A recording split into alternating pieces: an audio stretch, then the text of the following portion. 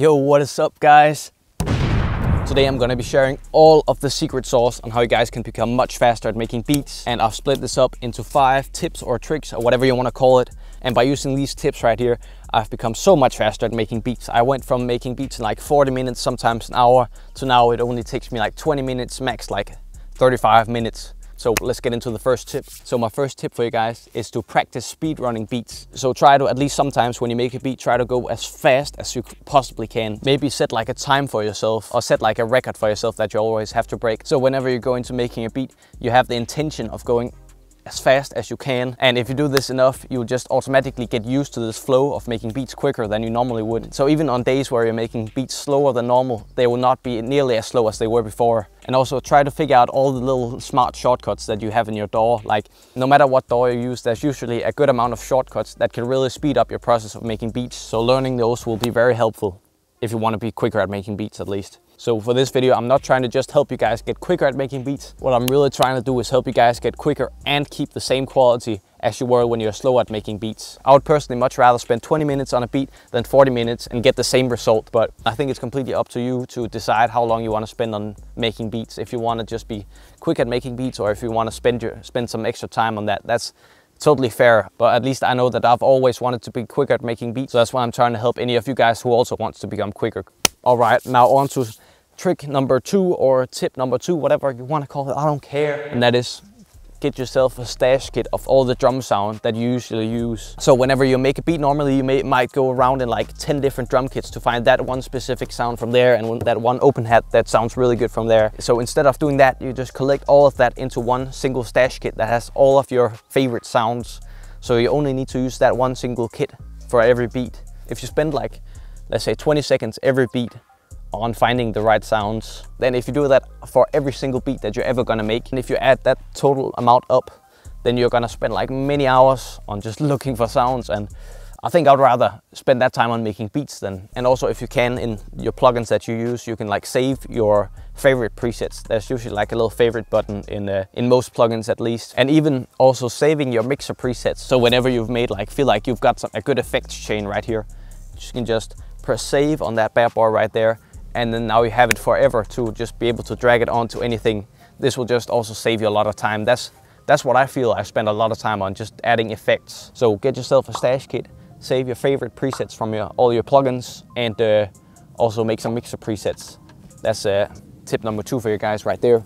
And now moving on, we have tip number 3, which is to add your drums earlier. So I think most people, when they make beats, they first start off completing a melody and then adding drums to that, and then the beat is done. What I found works even better, at least when you want to make beats quicker, is to add the drums after only adding 1 or 2 melodies. Then I feel like you get a much more like clearer image of what the beat will actually sound like at the end, and then the melody and the drums will really like mix together nicely. That's how it works for me at least, but maybe it doesn't for you, so then you can keep doing it your way. So this is basically just experimenting until you find your own way of doing it that works best for you.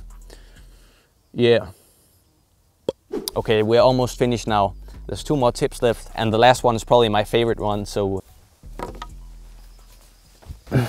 now it is time for the penultimate tip.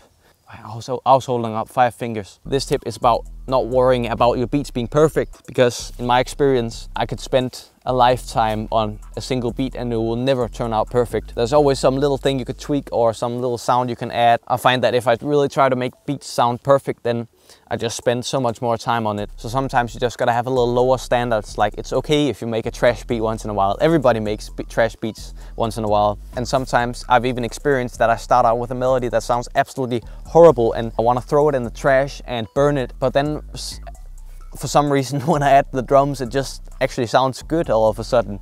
I think what you gotta do is you gotta imagine you have like a little gnome sitting up in your head, just telling you what to do when you're making beats. If you could find that little gnome, and then you just let your body be like the vessel of the gnome, if that makes sense, and then just let the gnome do its thing, then I think you can make some fire beats, bro. I think that's a sauce.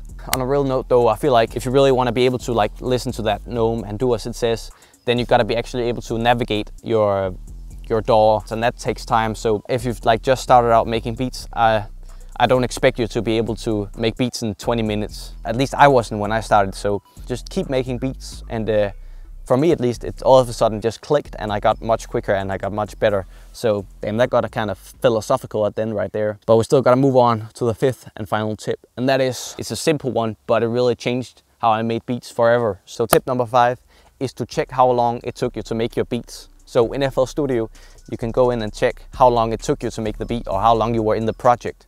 And doing this, bro, it has helped me so much. Just checking out every time I've made a beat, seeing, okay, that took me like 26 minutes. And then I could like think, okay, why was it took me 26 minutes and not 20 minutes? I think it's because now that instead of I was just making beats and just not worrying about the time, I was now actually like aware of how long it actually took whenever I made a beat. So at least for me, this has worked super well, super phenomenally, and I've gotten much better at making beats quicker.